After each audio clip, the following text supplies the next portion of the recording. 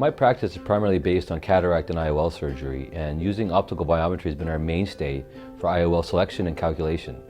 But our idea in terms of looking at the OPD was, number one, preoperatively to optimize a preoperative IOL selection for a given patient, and also postoperatively to evaluate our postoperative IOL patients. And that's kind of what we looked at for the OPD.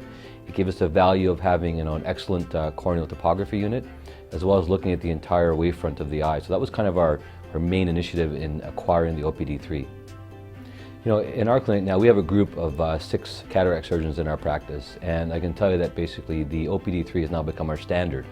Not only do we do typical optical biometry to calculate axial length as well as keratometry, but the OPD-3 has been a real integral component of every preoperative evaluation, and it encompasses many aspects of our evaluation. Certainly, it's very obvious that premium IOL selection is greatly aided by evaluating the corneal topography. So toric IOL selection is a very important aspect of topography. And not only does it help us to rule out other corneal pathologies that may not be amenable to toric IOL selection, but they also help us to verify the magnitude and axis of our IOL master or lens star keratometry with the OPD. So we really combine optical biometry with topography. Furthermore, it also helps us to evaluate the selection for example, multifocal lenses. We know that spherical aberration, other high-order aberration can be concerns in certain IOLs. I think it's very important to preoperatively evaluate that before operating on a patient, number one, just to discuss with the patient potential concerns. And number two, in terms of selecting patients, we might want to avoid multifocal lenses, for example, in patients who have significant horizontal or vertical coma, or patients, for example, who have a significant amount of spherical aberration. So that certainly has been of value. Being able to look at line of sight and look at pupillary centration can also help in terms of determination of angle kappa. IOL centration being, again, something we feel is quite important for aspheric lenses and multifocal lenses, again, being able to evaluate this preoperatively.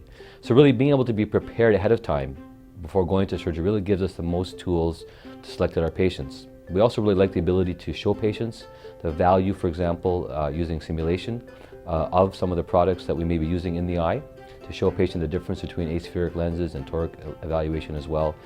So, we've really been able to kind of, utilize all the aspects of looking at the cornea being a very critical structure for the entire visual quality aspect of our patients, that we integrate that with our IOL selection to, I think, really customize our approach. And it's about customizing options here, and without having the right data, it's difficult to do that.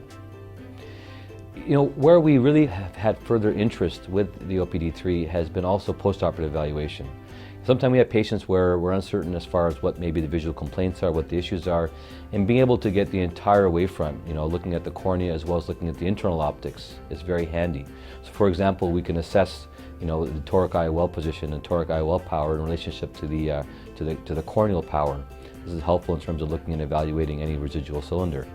And so being able to assess, for example, with retroillumination, the toric IOL tool, which is very nice to be able to see and evaluate where the toric IOL is planned and placed, is a great method to evaluate how accurate we are. It also helps us to evaluate the total higher order aberration in the system as well. It may evaluate why a patient may have visual quality issues. So the postoperative evaluation, which is again another aspect of our practice, of course, it can be aided by patients, for example, who may not be completely satisfied, evaluating exactly what the problem is.